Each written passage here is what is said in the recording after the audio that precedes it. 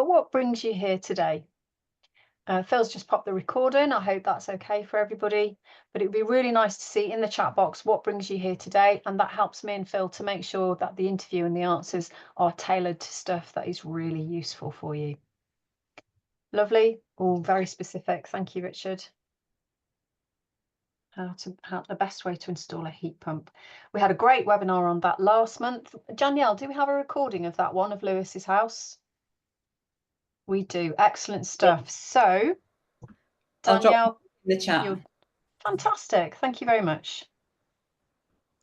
Oh, bring out learning how Phil overcame the problems that I already know exist. We're certainly going to be talking about that. Learning what's cost effective. Is it still okay for others to join? I am not sure. Phil, if you've got an opinion on that, you can contact me through the chat box if you prefer. Insulating the house. Who can give you impartial, well-informed advice? Wanting to know whatever you can do to improve insulation. And learning from experience and picking ideas for your own home. I think we're going to be covering all of that, which is absolutely great.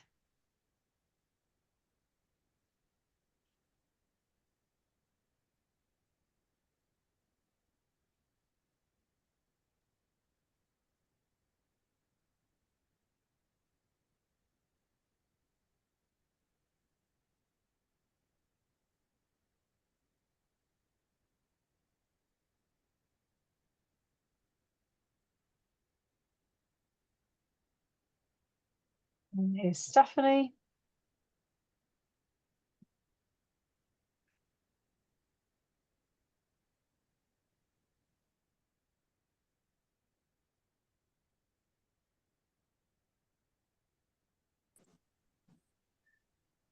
And we've got the link to the Green Doors video. Great stuff. Thank you, Phil. Let's crack on now. Good to see you all. And again, as I said, we're here today to hear all about Phil's whole house energy makeover for his cooperative house. And there are 20 other homes in the housing co-op.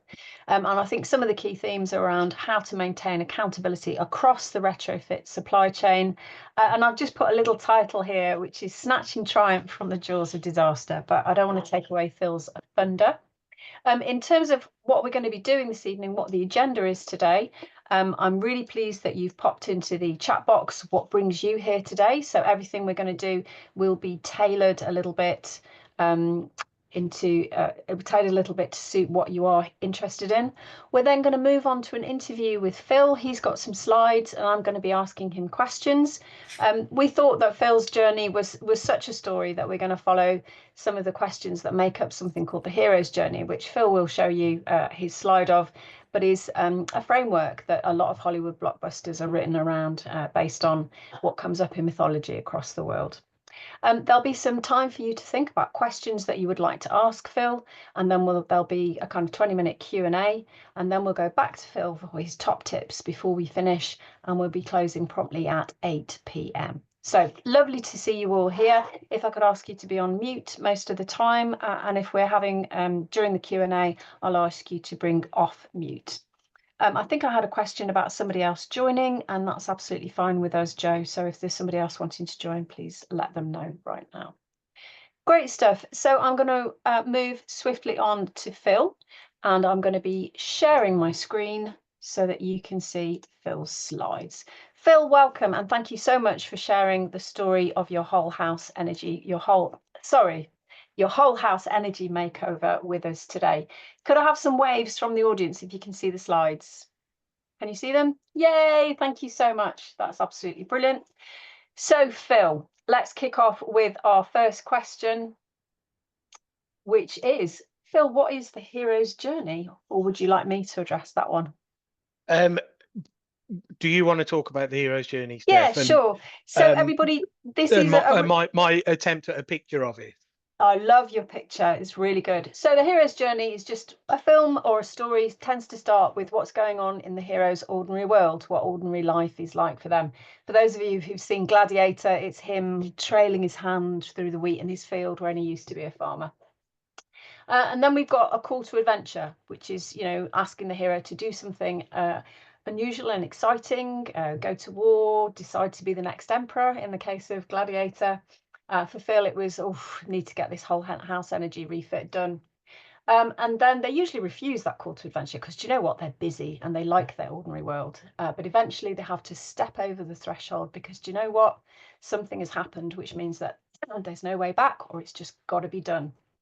And then after they cross the threshold and they start their adventure, we look at all their trials and tribulations and probably also their lowest point, the worst bit. And the hero then has to learn or overcome their challenge to do the final bit, which is when they return with the elixir to the community, which is the benefits Phil's got from his house, for himself and his family, and for other people in the co-op, and hopefully some learning for us so that the trials and tribulations that you face when you're doing retrofitting aren't quite as trially and tribulationally as Phil has experienced them at times. But I am taking away his thunder again.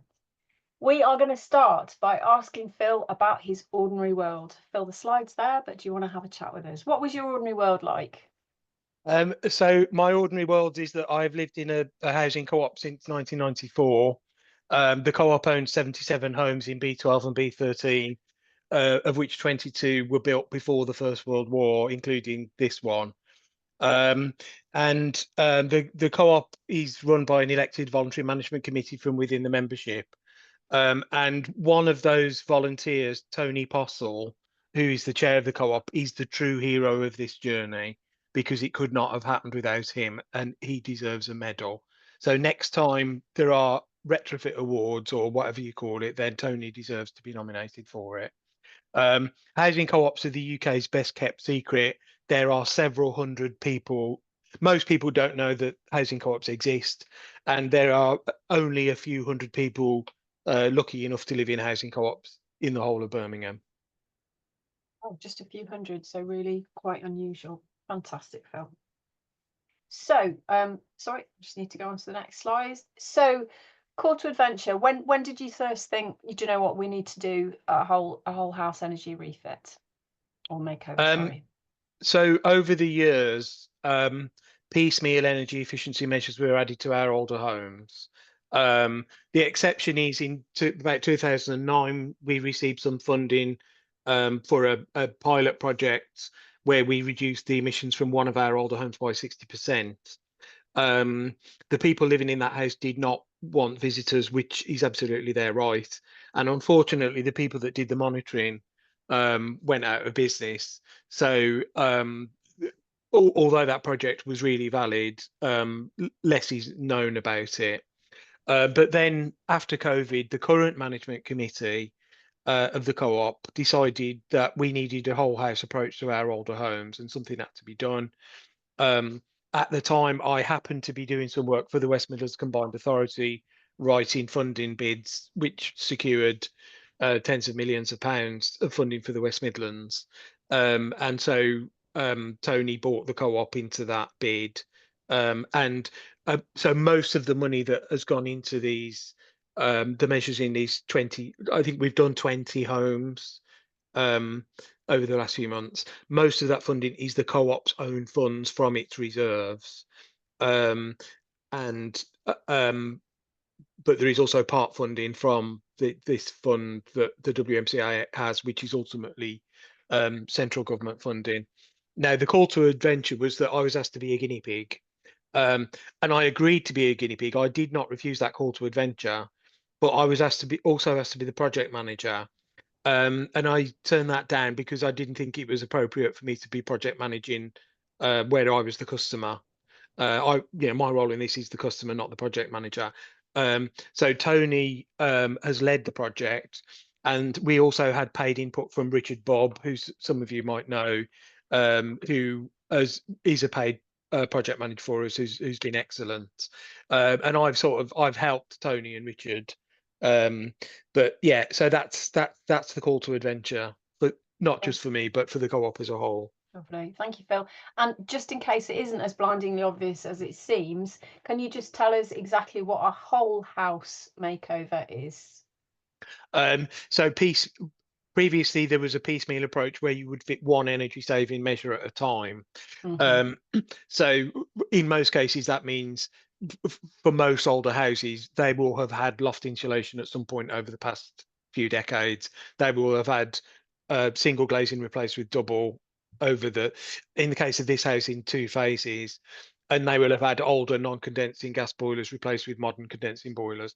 In a whole house approach, you look at every opportunity to save energy in the home, and what you're trying to avoid is repeat interventions in the future. Um, and to make the house energy efficient in a way that will last for several decades without the need for repeated interventions and disruption. Brilliant stuff. So I'm assuming something around saving money, but also that saving disruption, and it's done. It's done and dusted. Is that Yeah, about right? it's what we call a no regrets approach. A no regrets approach. Fantastic. I love that Yeah. phrase. Right then, I'm going to move us on to the next slide. Can you tell us about procurement? So because grant funding was involved, then you have to follow certain rule with regard to the appointment of contractors. Um, Now, traditionally, the co-op, being quite a small organisation, uses small businesses to do repairs and maintenance. Some of whom have worked, are family businesses that have worked for the co-op for years. So in that sense, we are normally closer to the way a private householder would find a contractor than the way that local authorities and big housing associations um, do with their partnerships with major um, construction firms. But in this case, there was no realistic alternative but to go through a thing called Procure Plus. Now, Procure Plus is a what's called a procurement framework, which is a very complicated contractual arrangement with the company called Procure Plus, and that is drawn up by solicitors and people that is designed to satisfy procurement law, so we can show that we haven't just given a contract to our mates, that the appointment of contractors has been made after due diligence, and that they comply with health and safety and the various accreditations that you have to have, and we haven't just given to our mate who knows a bit about building. Um, and what then happens is that Procure Plus holds a mini competition um, among a number of prime contractors, and Next Energy put together the most convincing bid. And so they were appointed as the lead contractor. However, what then happened was far from smooth. There have been many changes of personnel. Um, so, for example, the initial site manager was sacked after quite severe underperformance. um, and that underperformance, and also the initial one of the major subcontractors, the people that were doing the major insulation works, they were also sacked because of poor compliance in terms of um, compliance with the way good practice. So with this funding, and what you have to demonstrate is that you will follow industry good practice. And so when I wrote the funding application, I had to demonstrate to the government that everybody working on this project would follow published industry guidelines about good practice in installing insulation, ventilation, and so on. Unfortunately, the initial site manager and subcontractor failed to follow that. They were sacked, and quite disastrously, the insulation had to be removed and done again. Um, so the major measures, which I'll come on to in a minute, and there'll be pictures. So internal wall insulation, external wall insulation to the whole house, all had to be taken out and started again. Windows were fitted which were incorrectly sized. They had to be taken out and started again. Ventilation was put in, taken out, and put in again. And there was a repeated process where Tony and Richard had to um, supervise the contractors far more than really they should have. And I, as the customer, I mean, because of my expertise, then there were occasions where installers said to me, "You're the expert. How should we go about this?" And there's a bit of me that doesn't mind that, but really they should know. And it turned into a process of essentially babysitting, and I spent a lot of time babysitting the contractors, which is not ideal. I mean, the good news is that we got the results that we wanted in the end, but at a terrible cost in terms of disruption, aftermath, and that's not just me. That's the other 20 houses in the co-op. Mm. Um, So yeah, it certainly was a threshold that we crossed. Certainly. Rich is asking, without your expertise, would the problems have been noticed? Um, yes, because the yes, because the other people, I think my presence in the project and in this house in particular, I think was a bonus. However, the ultimate safeguard is the fact that um, the key person is the retrofit coordinator, and the retrofit coordinator's job, in a nutshell, is to ensure the best possible outcomes for the home and the customer. And so um, we looked at various um, options for appointing a retrofit coordinator. Now, the West Midlands Combined Authority has retrofit coordinators on its books, one of whom is a chap called Rich Griffin, who I personally have a lot of time for, and so we appointed Rich Griffin, and he is the ultimate safeguard.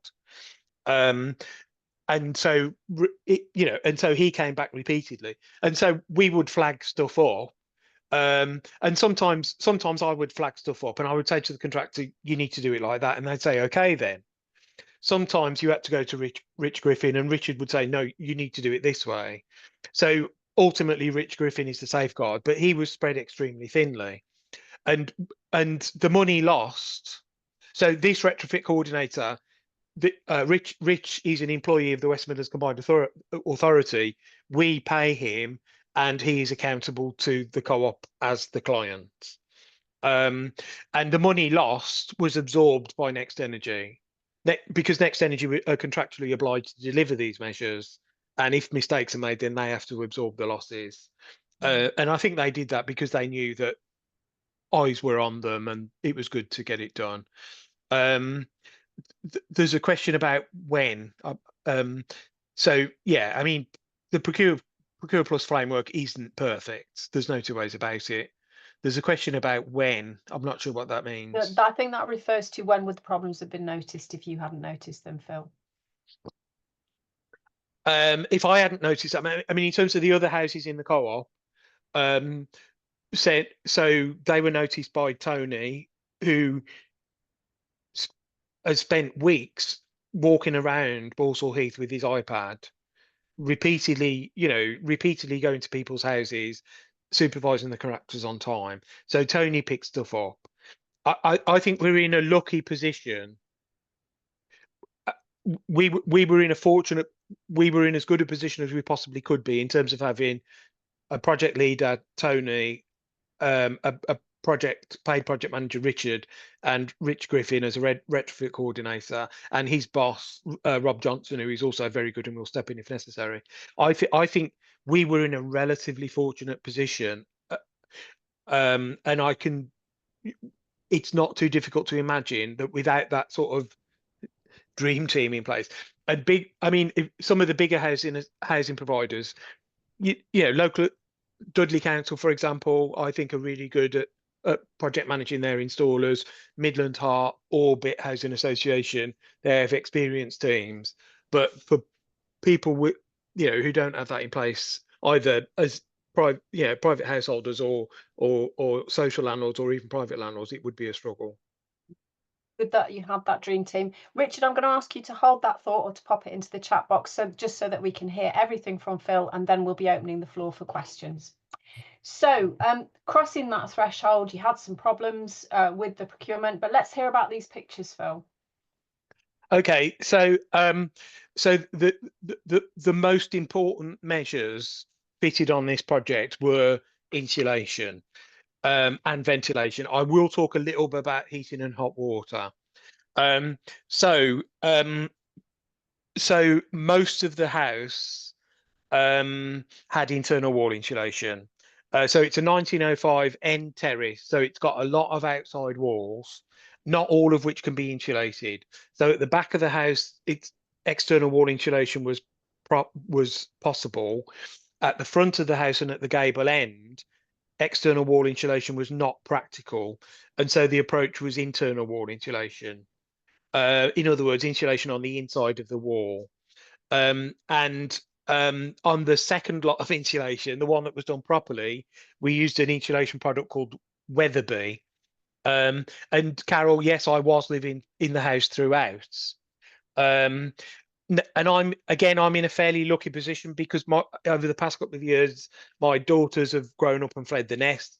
There is only me living in the house at the moment. My fiance Claire will move in the next year or so. So there's only me living in the house. The kitchen and the bathroom were relatively untouched, but I did live out. The disruption was incredible, as you will see. Um, but I did live here throughout, and I lived out of a rucksack essentially. I mean, fortunately, I worked in the garden because the weather was nice. I have an office around the corner that I could work from.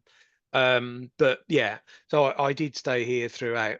So the Weatherby internal wall insulation system, which is what we ended up with, and I think it's fair to say he's the market leader because um, nowadays. So what with Weatherby, what you have to do is remove the existing plaster and go back to brick. So you can see that in the left-hand picture. That window was kept because it's relatively recent.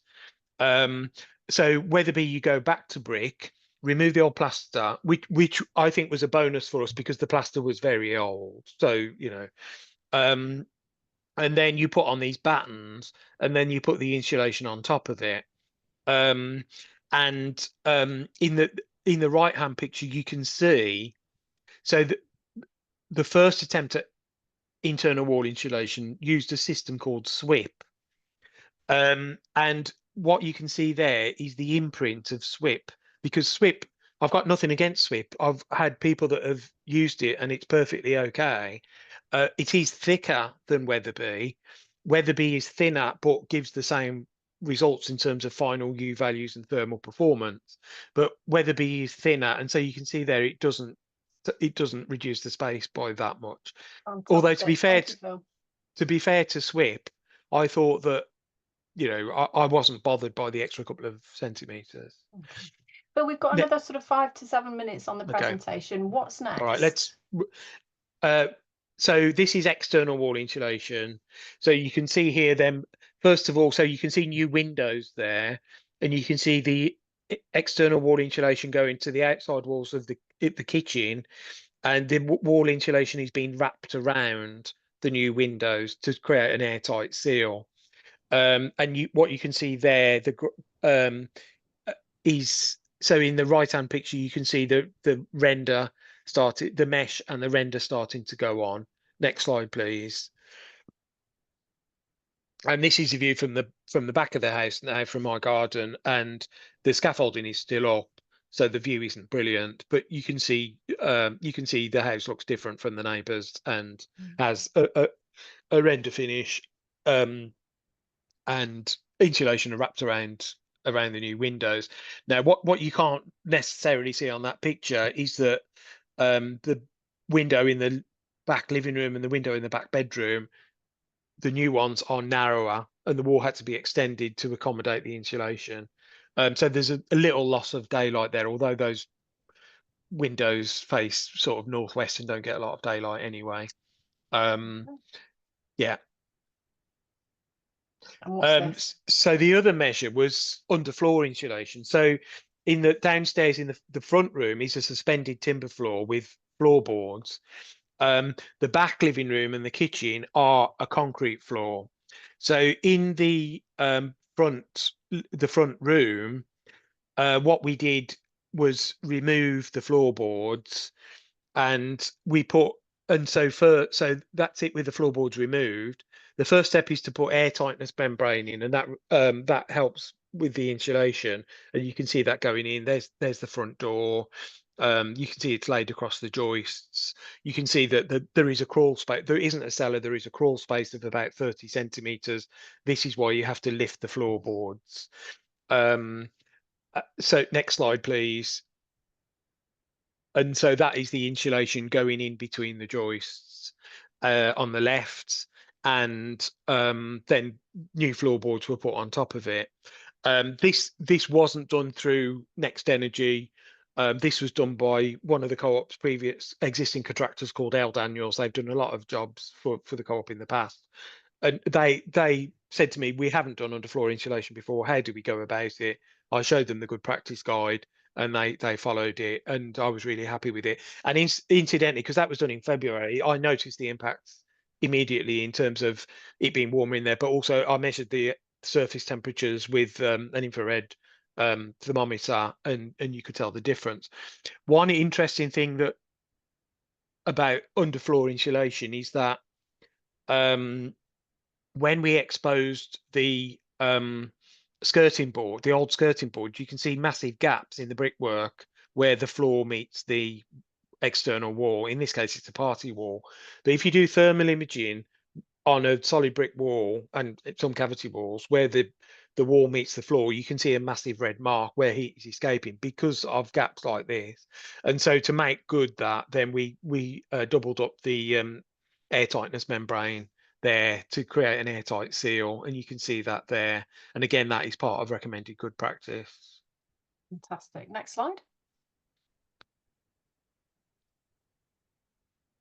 So in the back living room where there is a solid floor, we're using an insulation product called Superfoil, and Superfoil is literally a foil, and it reduces heat loss through radiation rather than conduction and convection, and it gives results that are almost as good as in the front room. And so what you can see in the right hand picture is, first of all, that is an open fireplace that has now been filled in because it's got insulation on it. But this was before the internal wall insulation. So what I asked the contractors to do was to put a layer of superfoil at the perimeter of the wall and the floor, so it could be wrapped under the insulation. And so although you can't see it now, that is now wrapped under the insulation. And so that floor, that old concrete floor, that last bit of laminate will be removed, and that floor is now ready for superfoil insulation, and then electric underfloor heating and my new floor covering, which is a very nice bamboo floor. Excellent stuff. We've got another 3 or 4 minutes still. Okay. So space heating. Now, my heat consumption is fairly low because of the way I use my heating controls, low and slow. And recently, again, before all this started, I had Tado smart heating controls. And I think that these on their own have led to a 5% reduction in gas consumption because they manage heat within the pipework better than manual heating controls. It's not just about me being too lazy to get off my backside and using a smartphone instead of getting off my backside and manually doing it. They are wondrous things, to be honest. And so that means the house is now, in terms of insulation and heating controls, it is ready for a heat pump. The co-op does not have the money for a heat pump yet. However, I think in the next few years, the co-op will be looking at the next steps in terms of energy saving measures for its homes, including heat pumps. The key thing with heat pumps, because somebody asked a question about this, the key thing with heat pumps is having a specialist heat pump engineer who understands the complexities of designing a heat pump system, and it's a system, not just an appliance. It's the system as a whole, including flow temperatures, flow rates, radiator sizing, pipe work, and so on and so forth. And so the design of a heat pump is more complicated than a gas boiler. It needs a specialist, and that's why it's more expensive than a gas boiler at the moment, although it will come down. Useful information, Phil. Sorry if I've missed this, but a dumb question from me. What's a TRV? Oh, thermostatic radiator valve. Great, thank you very much. Lovely. Next slide. Yeah. So ventilation. So um, I think the sort of slogan here is no insulation without ventilation. If you insulate a house, then you reduce the number of air changes that happen, and therefore you may need additional insulation to compensate for this. And to be honest, for if you're using public funding, then compliance on ventilation is absolutely compulsory. Now, there is a slogan called, there is an acronym for ventilation, which is called FUCT.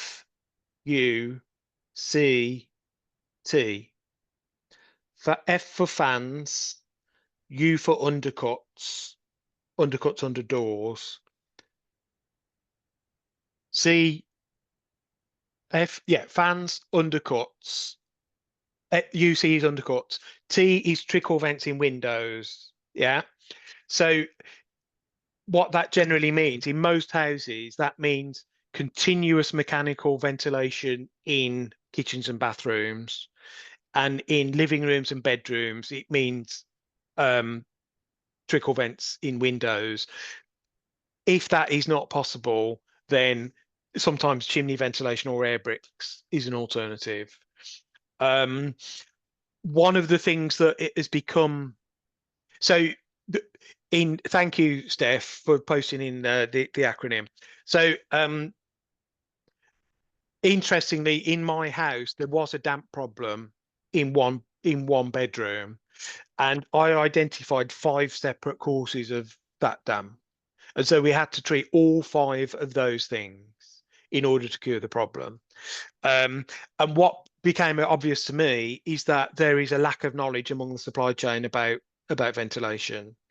And mistakes were made, and yes, undercut is the space between the bottom of the drawer and the flooring. That's right, and it should be a centimetre. Um, so it's worth checking them. Because I mean, in my case, the door had come off its hinges, and so it wasn't adequate. But so one of the things we had to babysit the contractors on was ventilation, and stuff had to be done and redone again until we were happy with it.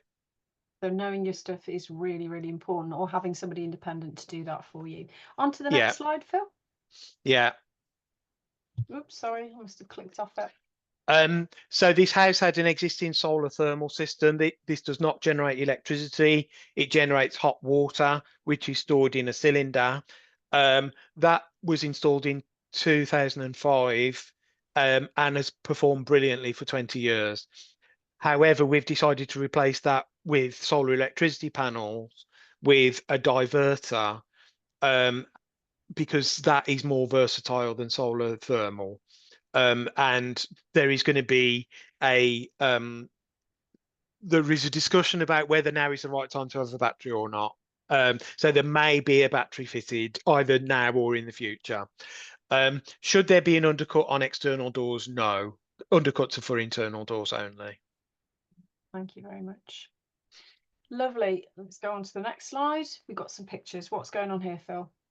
This is an example. Can we go Oh, back to the sorry. pictures? Yeah. This is an example of the disruption which I was prepared for, and the aftermath which I wasn't. So on the left, you can see that's the work surface in my kitchen. You can see the dust. Um, and that's because of lack of dust protection by the contractors. So, and some of this stuff happened when I was out because I couldn't be here all the time. So lack of dust protection and failure to clean it up properly. I mean, most of the people working on this project have been absolutely great. There have been 2 or 3 individuals who've made mistakes, which have meant that the better people have spent the time picking up the mess and apologizing to me on behalf of other people for mistakes that are somebody else's fault. So that's the kind of dust.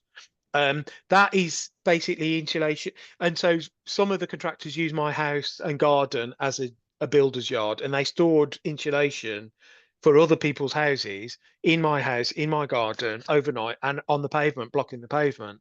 And that entry there that you can see, they blocked the entry with materials, and they put builder's waste on top of black bean bags on a Thursday night. And of course, the Billmen were never going to collect them. One, because they were on strike, which, understandably, and two, because they don't collect construction waste. So that's a snapshot of Oh, the disruption. yeah. When we had the home visit on Monday, people were visibly shocked when I told them about the disruption. But I cannot sugarcoat this pill. This is what No, happened. absolutely not.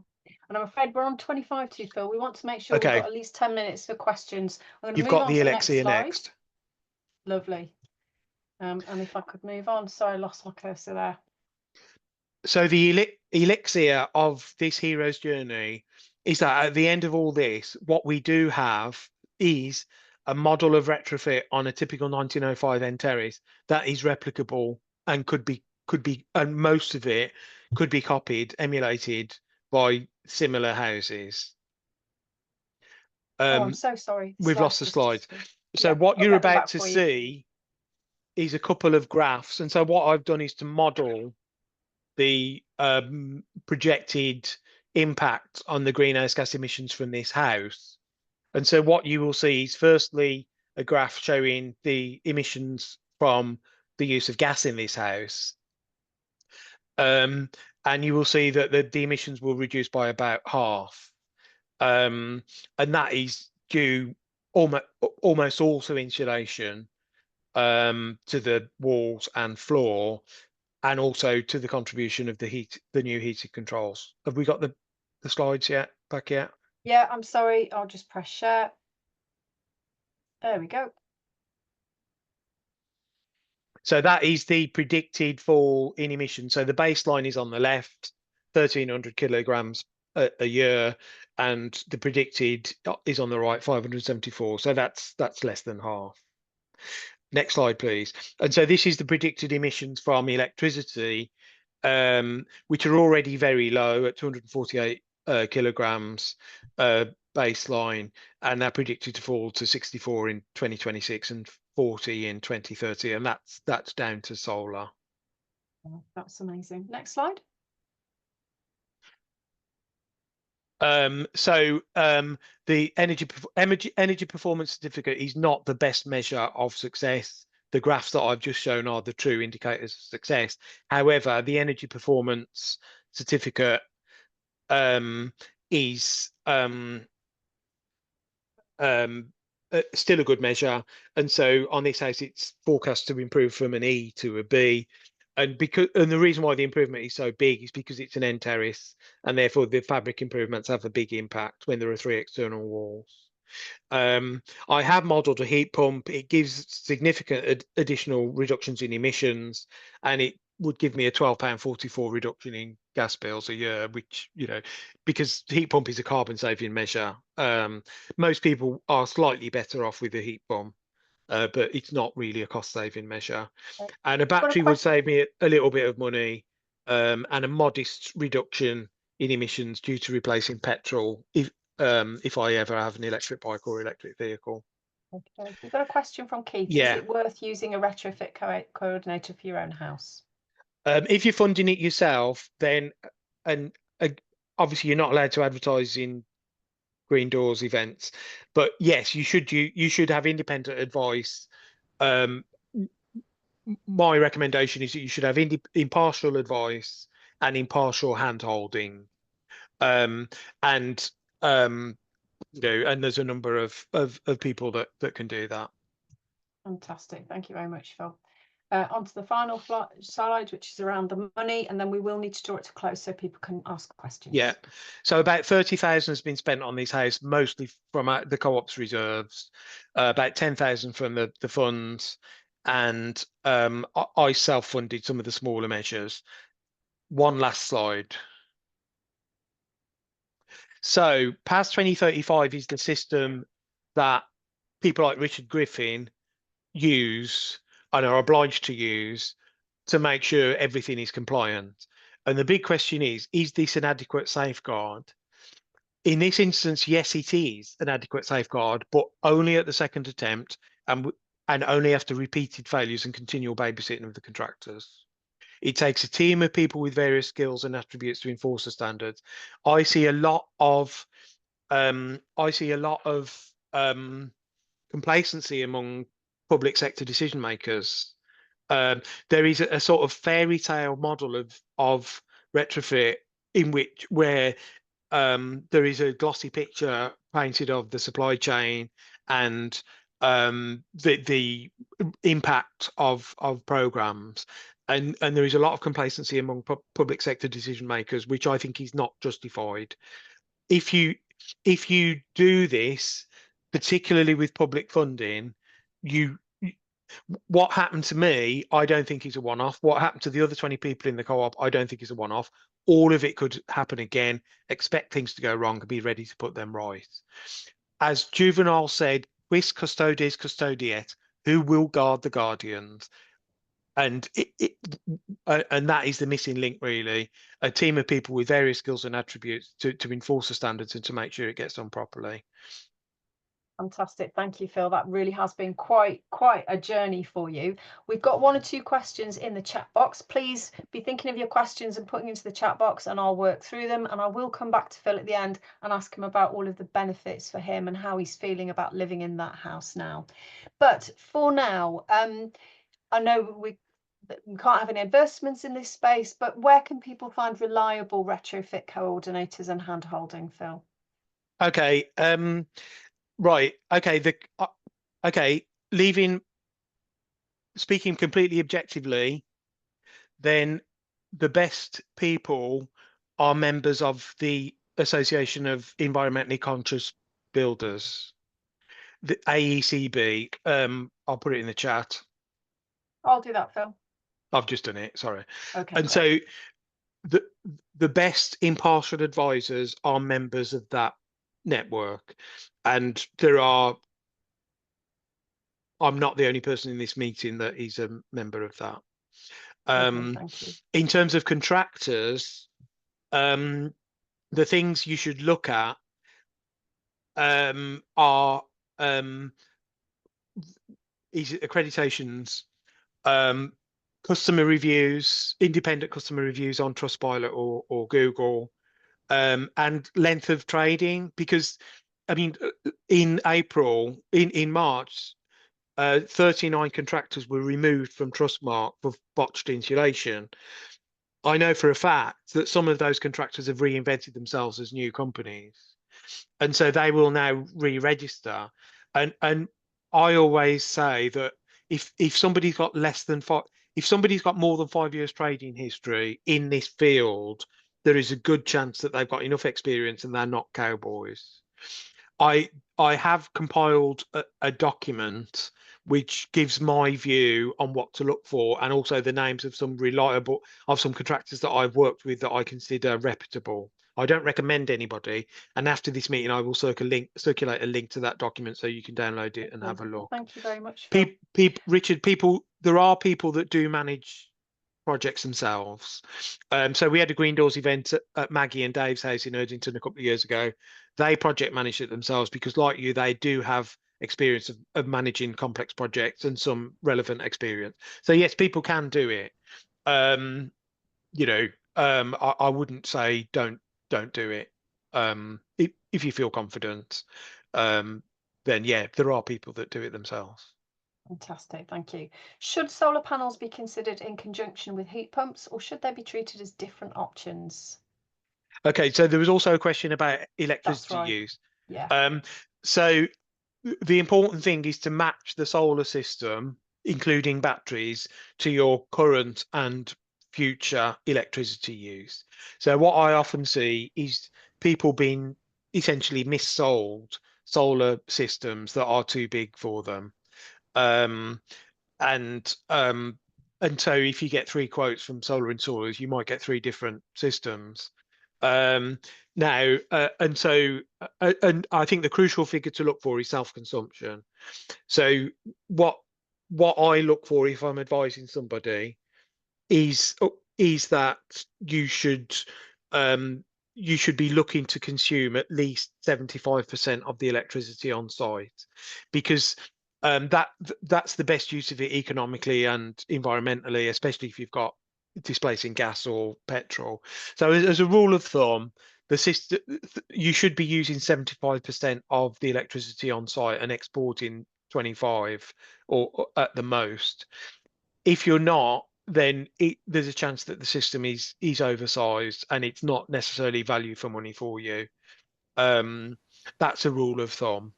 Um, if you know, if your system is oversized, then what you end up doing is export most of the electricity, and so sometimes and so it depends on your electricity supply. If you're with Octopus, then export is actually worthwhile, and there are other energy suppliers that have good tariffs like OVO as well. With some suppliers, and certainly small business suppliers, it's not economically worthwhile to export.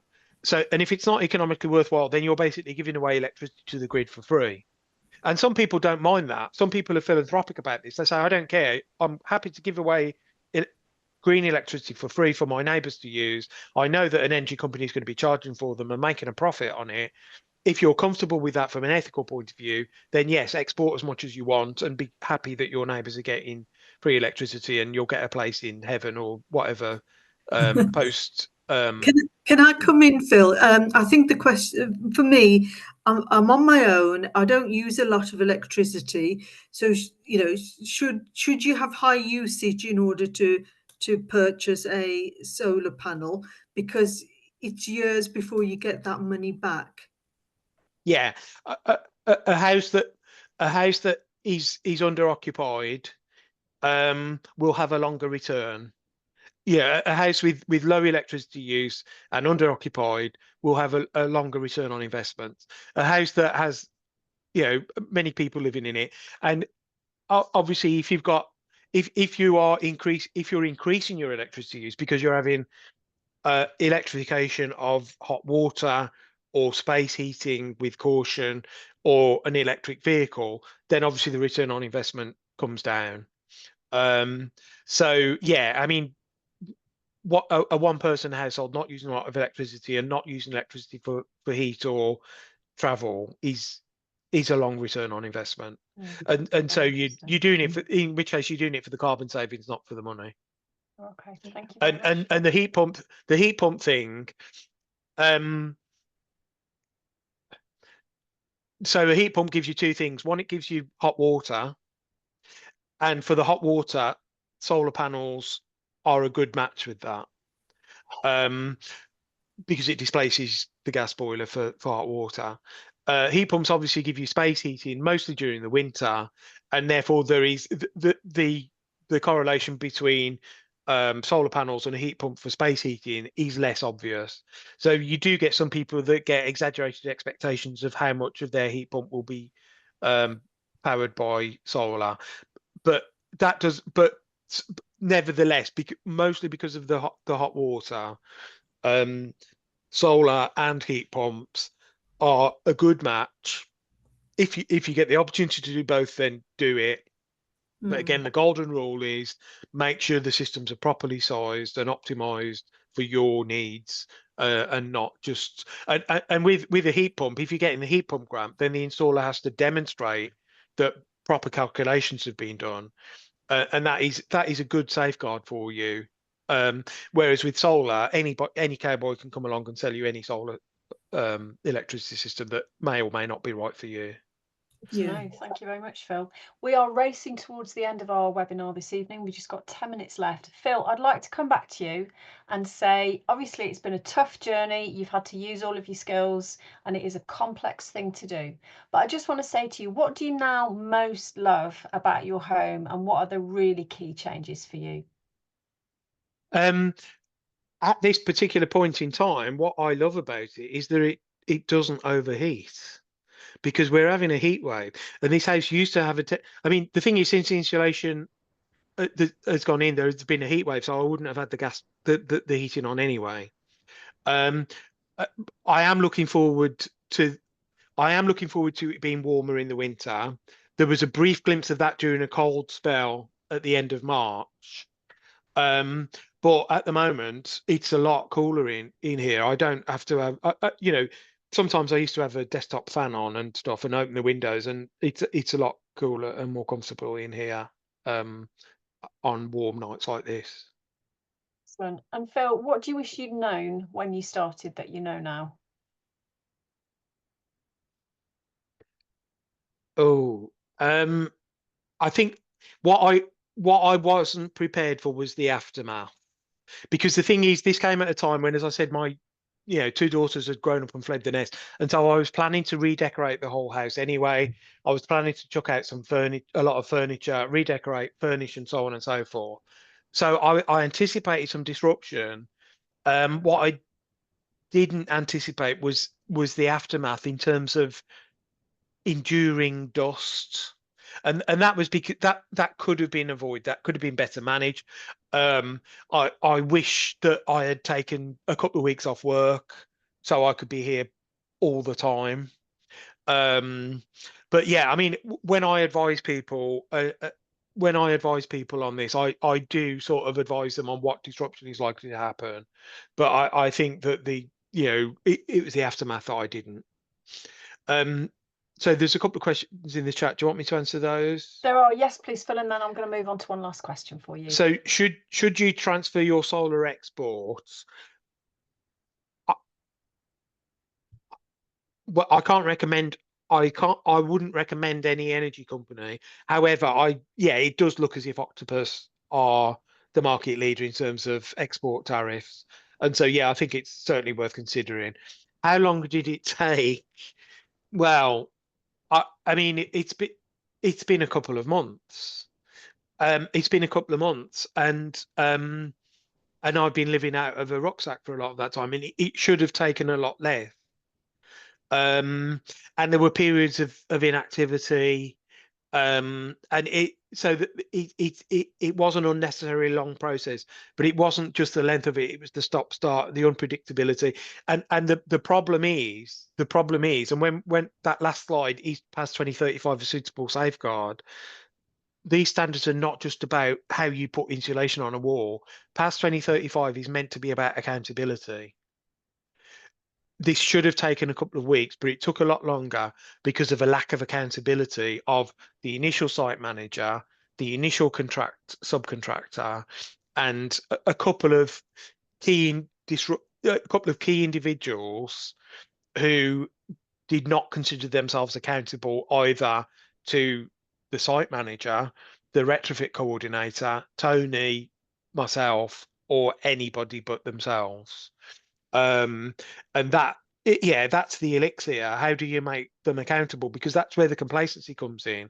When I say that, like, public sector decision makers are complacent about this, and when I say there is a retrofit fairy tale, what people underestimate is the lack of accountability in the supply chain. We just got Richard's asking, how long should it have taken? You're saying it took a couple of months. How long should it have taken? It should have taken a couple of weeks. That's very different, isn't it? Very different indeed. We are nearly at time, Phil. Has it been worth it? And if it has, what are your top tips that you'd like to pass on? Yeah, it's been worth it. I mean, the house is now livable, and I'm getting back to normal. I'm starting on decorating. I'm reclaiming bits of the house, and so yes, it was worth it for me. I think it was.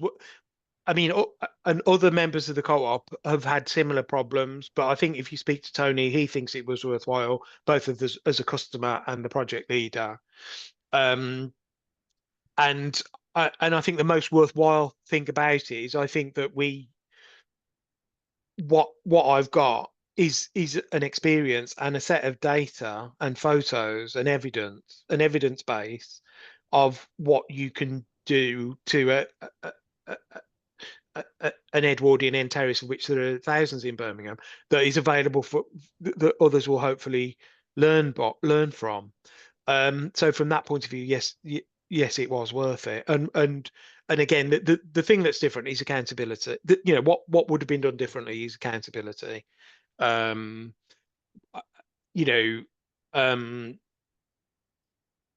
and that's what need. And I'm not. I don't have the actual answer to that. It is unbelievably difficult. That is what is missing. So perhaps, Phil, if you were employing somebody to manage your retrofit, you might be asking them specifically, what are your methods and systems for ensuring accountability along the supply chain? Yeah. Okay, great. We are coming up to the end, and there are a few things we need to do. Phil's answered that one in the chat box, Richard. Thank you so much. Phil, thank you so much, and thank you for your hero's journey and for taking one for the team, so it seems, but also for letting us know the clear benefits of that retrofit as well, and creating all of that data and all of that information. Thank you for being here, everybody. I'm just going to pass over to Danielle, who's going to tell us about Retrofit Action Week. Hi everyone, thanks so much for attending. So I just wanted to let you know and remind some of you that this event is held as part of Retrofit Action Week West Midlands 25. I'll just drop a link in the chat to that. so that you can check out other events that they have going on. Yeah, do look at that. There's loads of good stuff happening, and please fill out our feedback form when we send it round. Thank you. Fantastic. Thank you so much, Danielle. And before we all go, I'd really appreciate it if you could just pop into the chat box what has made today's session time well spent. So for you, what has made today's session time well spent? And Phil, if you could just pick up Richard's question in the chat box, that would be great. Oh no, yeah, he's just saying thank you, sorry. So please into the chat box, what's made today's session time well spent? This helps us to make sure our webinars are as good as they possibly can be and to improve every time.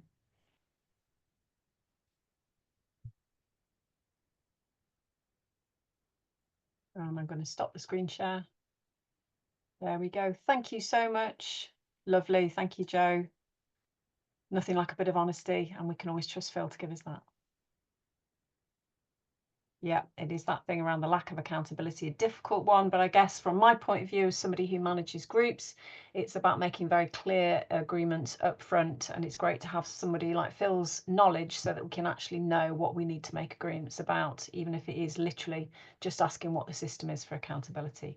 Brilliant. Thank you so much, everybody. Really enjoyed being with you this evening. Myself, Phil and Danielle are going to stay online until just after 8 o'clock if anybody's got any key questions they'd like to ask. Thank you so much, everybody. Thank you for being here. When's our next Birmingham Green Doors event, Danielle? Good question. We're trying to sort it out now. So hopefully something coming in June, if not late summer. Lovely. We post regularly on LinkedIn, so we'll be publicising it there. And I think if you're on the mailing list, you'll get information that way as well. Brilliant stuff. Lovely to hear what you're going to do, Jenny. That sounds really exciting. Fantastic. Thank you very much, everybody. We'll be online for a little bit longer if you want to stay and chat. Otherwise, enjoy your evening. I hope you've got a nice glass of wine or a big mug of cocoa to go to. All the best, everyone. Thank you. Thank you. Thanks very much. Cheers, everybody. Thank you. Yeah, thanks, Phil. That was really useful.